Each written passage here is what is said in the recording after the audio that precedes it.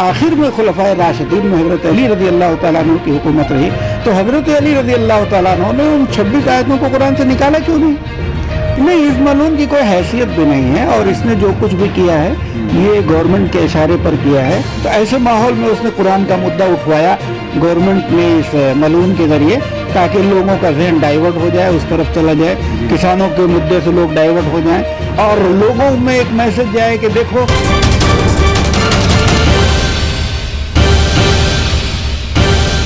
آل India ملی council Mumbai unit کے general secretary جناب مفتی انعام اللہ خان صاحب ہمارے ساتھ موجود ہے۔ آئیے ہم ان سے بات کرتے ہیں کہ آج کی ملی کونسل کی میٹنگ میں کن کن مدعوں پہ بات ہوئی اور اس کا کیا راستہ ڈھونڈا گیا ان مدعوں کو حل کرنے کے لیے، اس پہ ہم بات کرتے ہیں مولانا مفتی انعام اللہ خان صاحب سے۔ مفتی صاحب، آج کن مدعوں پہ بات ہوئی آل انڈیا ملی کونسل کی؟ کون کون سے مسائل جو اہم تھے، جو سامنے ہے پورے دیش کے یا ملت کے، ایسے کون سے مسئلے تھے؟ ملی کونسل میں آج جو مدعے، جو موضوعات رکھے گئے تھے جی، اس میں خاص طور سے کسانوں کا مدعا تھا، اور وسیم رضوی کی جو شیطانی حرکات ہیں اس کا وہ مدعا تھا،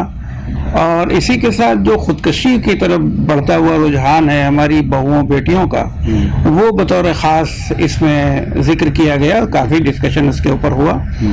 اور آخر میں ملی کونسل نے جو ہے صفائی ابھیان کے تعلق سے گفتگو کی کہ ہم کو صفائی ابھیان خاص طور سے جو کنجسٹڈ ایریاز ہیں یا سلم ایریاز ہیں وہاں پر صفائی کا ایک سلسلہ شروع کیا جائے، اس لیے کہ صفائی بہرحال ہمارے ملک کے لیے بھی اچھی چیز ہے، اور مذہبی طور پر، ہمارے دینی طور پر بھی اس کی بہت اہمیت، اب تو خود کی صحت کے لیے بھی اچھی بات ہے، اپنی صحت کے لیے بھی اچھی چیز ہے۔ جی، تو صفائی ابھیان کو لے کر کس طرح کا موومنٹ آپ لوگ چلائیں گے؟ صفائی ابھیان کو لے کر کے ہم مساجد سے کانٹیکٹ کریں گے، اور مساجد کے ائمہ کے ذریعے اس پر تقریریں کروائیں گے، اور علاقائی طور پر نوجوان والنٹیئرز کو تیار کریں گے، اور ملی کونسل کے کچھ ذمہ داران ان کی سرپرستی کریں گے، اور علاقے میں صفائی ابھیان کا کام شروع کریں گے۔ صفائی ابھیان میں ملی کونسل کے ذمہ داران بھی ساتھ میں اتریں گے؟ جی، ساتھ میں ملی کونسل کے ذمہ داران کی سرپرستی ہی میں ہوگا، علاقائی والنٹیئرز، علاقائی نوجوان بچے ساتھ میں ہوں گے۔ جی جی، جیسے کہ آپ نے کسانوں کی بات کی، کسانوں کے مدعوں کو لے کر آخر حکومت کیا چاہ رہی ہے آج تک کوئی سمجھ نہیں پایا ہے کیا؟ کسان مجبور ہے، لاچار ہے، پوری طرح سے لڑائی لڑ رہے ہیں، لیکن اور پوری طاقت کے ساتھ لڑ رہے ہیں۔ بہت سارے کسانوں نے اپنی جانیں بھی نچھاور کر دی دیش کے لیے، لیکن سرکار مان نہیں رہی ہے کیا؟ سرکار کے نہیں ماننے کی وجہ کیا ہے؟ اصل میں سرکار نے جو ہے پورے ملک کی جتنے سرکاری ادارے ہیں پہلے اس کو پرائیویٹ ہاتھوں میں دے دیا ہے، اور اس کے بعد کسانوں کی زمینیں ان کو بھی پرائیویٹ ہاتھوں میں دے دیا ہے۔ اس سے پہلے ایک بات میں نے بہت پہلے عرض کیا تھا کہ گجرات میں پٹیلوں کی، اور جو وہاں پر ورما فیملی رہتی ہے، پٹیل فیملی رہتی ہے، ان کی زمینوں کو ڈائریکٹ الاٹ کر دیا گیا بغیر ان کی پرمیشن کے، ان کی رجسٹری ہو گئی، ان کو پتہ ہی نہیں ہے، اور سینکڑوں، لاکھوں، ہزاروں ایکڑ جگہوں پر اڈانی امبانی کو کے حوالے کر دیا گیا، اور اس کے بعد جب کسانوں کو پتہ چلا، احتجاج کیا، تو ان کے اوپر لاٹیاں برسائی گئیں۔ بالکل پوری کنٹری کو پرائیویٹ ہاتھ میں دینے کا ایک سلسلہ ہے۔ اچھا، چونکہ سب سے بڑی معیشت کی بنیاد سب سے بڑی ہماری کاشتکاری ہے، کسانی ہے، اس پر پورا کنٹرول گورنمنٹ چاہتی ہے کہ چند ہاتھوں میں اس کو دے دیا جائے، اور کسان بالکل بے دست و پا ہو رہ کر کے اپنی ہی پراپرٹی میں، اپنی ہی زمین میں، اپنے ہی کھیت کا وہ مالک نہ رہ کر کے محض کاشتکار اور محض نوکر ہو کر کے رہ جائے، اور اس کی پوری کاشت کا ذمہ دار کہ چند لوگ ہو جائیں، چند پرائیویٹ لوگ ہو جائیں۔ یہ پوری پلاننگ گورنمنٹ کی ہے، جو پہلے سے آلریڈی سودے بازی ہو چکی ہے، اس لیے وہ قانون کو واپس نہیں لیں گے،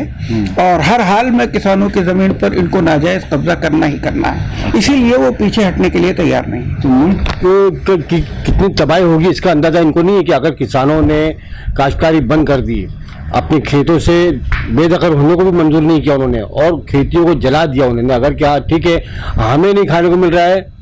تو ہم دیش کو بھی اناج سپلائی نہیں کریں گے، تو دیش کا کیا حال ہوگا؟ دیش تو تباہی کی طرف جا رہا ہے، ساری سرکاری پراپرٹیاں، सारी सरकारी चीज़ें जो हैं सब प्राइवेट हाथों में जा रही हैं, एयरलाइंस प्राइवेट हाथ में गई, एयरपोर्ट प्राइवेट हाथ में जा रहे हैं, रेलवे चला गया, और इसके अलावा पेट्रोल का दाम आए दिन बढ़ रहा है। कोई दिन ऐसा नहीं जाता शायद कि हम न्यूज़ में न देखते हों कि कुछ ना कुछ परसेंटेज पेट्रोल के बढ़ रहे हैं। तो ये एक तरह से इन्होंने प्राइवेट हाथों में सबको दे ही दिया है, और बस किसानों की खेती बची थी, अब खेती पर भी इनका मुकम्मल कब्जा ये उसी को हड़पना चाहते हैं, और इस तरह से पूरे भारत में यहाँ के इंसानों को चंद लोगों को गुलाम बनाना चाहते हैं, और ये चाहते हैं कि बिल्कुल पहले रजवाड़ा सिस्टम जो चलता था कि हम राजा रहें बाकी सब प्रजा रहें और आके पैर पड़ें, बिल्कुल वही दौर ये लाना चाह रहे हैं। अभी तो आपने सुना होगा कि बाहर किसी कुछ एजेंसियों ने या कुछ जो सर्वे करती हैं गवर्नमेंट पर, उन्होंने लिखा कि इंडिया अब आज़ाद मुल्क नहीं रह गया बल्कि गुलाम हो गया। जी जी।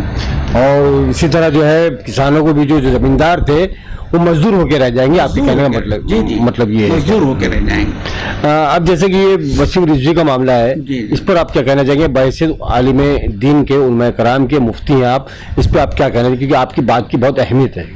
वसीम रिजवी जो है वो अपने आप को शिया होने का दावा करता है,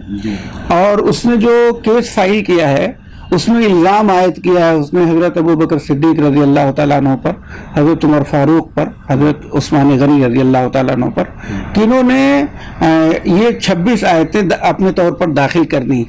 इस वसीम रिजवी मलून से मैं सवाल करता हूँ कि ये सबसे बड़ा दावेदार अपने आप को समझता है कि वो हज़रत अली को मौला मुश्किल कुशा मानता है। हज़रत अली रज़ी अल्लाह तआला अन्हु की उसके बाद हुकूमत हुई, हज़रत अबू बकर सिद्दीक की हुकूमत रही, हज़रत उमर की रही, हज़रत उस्मान की रही, और आखिर में खुलफाए राशिदीन में हज़रत अली रज़ी अल्लाह तआला अन्हु की हुकूमत रही। तो हज़रत अली रज़ी अल्लाह तआला अन्हु ने उन 26 आयतों को कुरान से निकाला क्यों नहीं?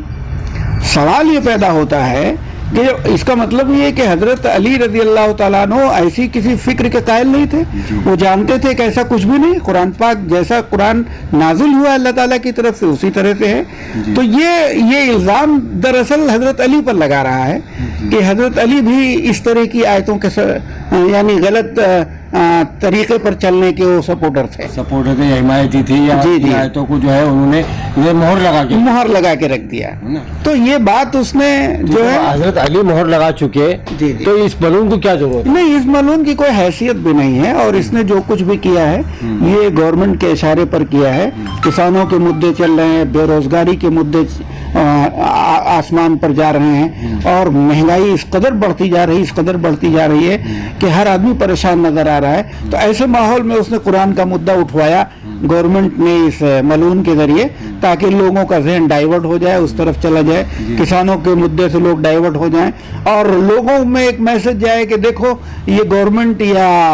वसीम रिजवी जैसे लोग मुस्लिम दुश्मन है, इस्लाम दुश्मन है,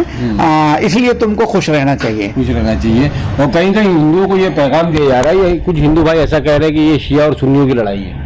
नहीं, शियों ने तो सब तकरीबन बाइकाट कर दिया है इसका, और अभी तो कुछ शिया उलमा मेरे ताल्लुकात हैं, उन्होंने अभी मैसेज किया कि उसके फैमिली वाले, उसके वालिदैन ने भी उसका बाइकाट किया, और उन्होंने कहा कि ये मुस्लिम नहीं है, इसको मैं मलून और मुर्तद मानता हूँ। ये उसकी फैमिली, उसके माँ बाप ने अभी बाइकाट किया है। तो हाँ, ये ताज़ा खबर अभी मैसेज किसी ने किया हमारे पास। और बाकी शियों की तरफ से,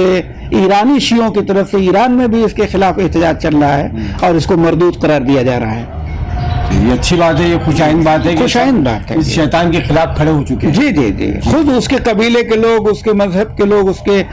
मकतब फिक्र के लोग उसके मुखालफत में खड़े हो चुके हैं। चलिए, बहुत बहुत शुक्रिया मुफ्ती इनामुल्लाह खान साहब, आमना साहब मीडिया से बात करने के लिए। जज़ाकल्लाह खैर।